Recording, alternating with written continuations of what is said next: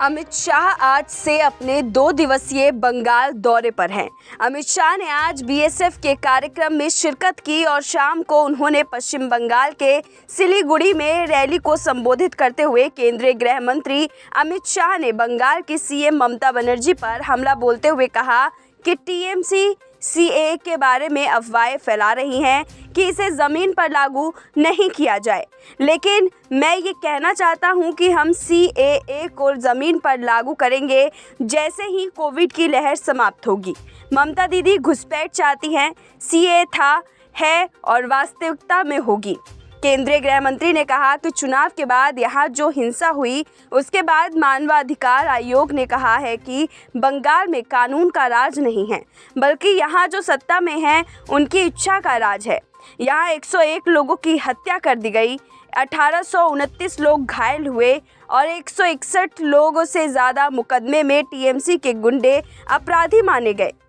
चुनाव के बाद जो हिंसा हुई है, वो हिंसा के बाद मानव अधिकार आयोग ने कहा कि यहाँ पर कानून का राज नहीं है, यहाँ पर जो सत्ता में है उनकी इच्छा का राज चल रहा है। 101 लोगों की हत्या कर दी, 1829 लोग घायल हुए और 161 से ज्यादा मुकदमों में टीएमसी के गुंडे अपराधी पाए। उन्होंने ममता पर वार करते हुए कहा कि ममता दीदी, आपको 3 बार चुनने के बाद भी आप नहीं सुधर रही हैं।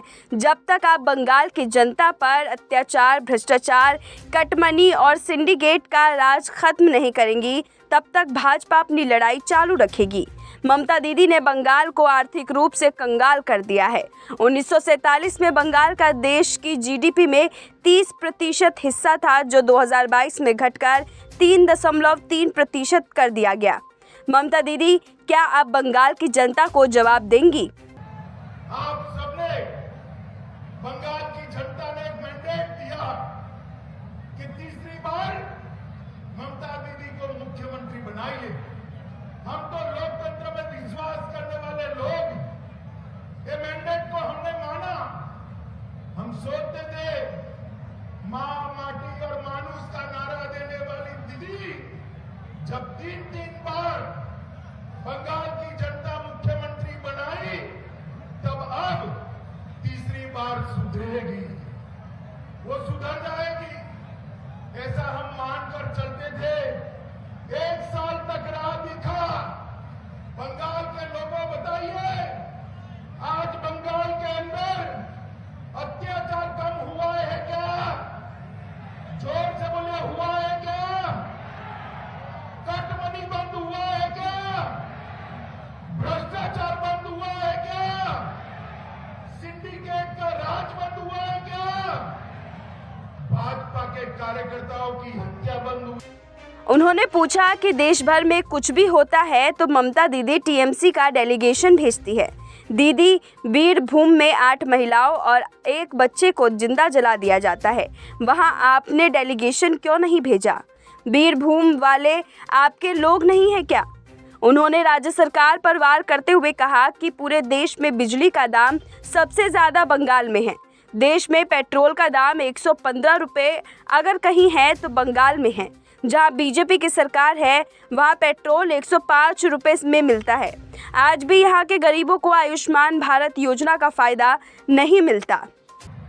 देश भर में कुछ भी होता है, यहाँ से डेलीगेशन भेजती है, टीएमसी का डेलीगेशन भेजती है। अरे दीदी, बीरभूम में आपने 8 बच्चों, 8 महिलाओं को और 1 बच्चे को जिंदा जला दिया, वहां क्यों डेलीगेशन नहीं भेजा भाई? क्यों? बीरभूम वाले आपके लोग नहीं है क्या? फैक्ट फाइटिंग टीम नदियां क्यों नहीं गई? जहां एक नाबालिग बच्ची पर रेप हुआ, बलात्कार हुआ, वहां पर फैक्ट फाइंडिंग टीम क्यों नहीं गई? ज्ञात हो कि भाजपा ने पिछले लोकसभा चुनाव में संशोधित नागरिक कानून लागू करने का वादा कर बड़ी कामयाबी हासिल की थी। इसके बाद उसी वर्ष सीएए संसद में पारित किया गया था। इसके बाद उसका जमकर विरोध भी हुआ। हालांकि बाद में केंद्रीय मंत्री ने कहा था कि कोरोना महामारी की वजह से CAA को लागू करने को लेकर आगे कार्रवाई नहीं बढ़ सकी है। अपने बंगाल दौरे के पहले दिन केंद्रीय गृह मंत्री अमित शाह उत्तर 24 परगना जिले के बनगांव पहुंचे।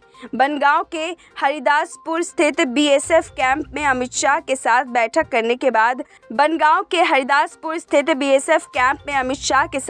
करने के बाद बाहर निकलने स्थानीय सांसद और केंद्रीय जल परिवहन राज्य मंत्री और मथुरा महासभा के अध्यक्ष शांतनु ठाकुर ने कहा कि CAA को लेकर आज कुछ बात नहीं हुई है। हालांकि 2024 से पहले CAA को लागू किया जाएगा।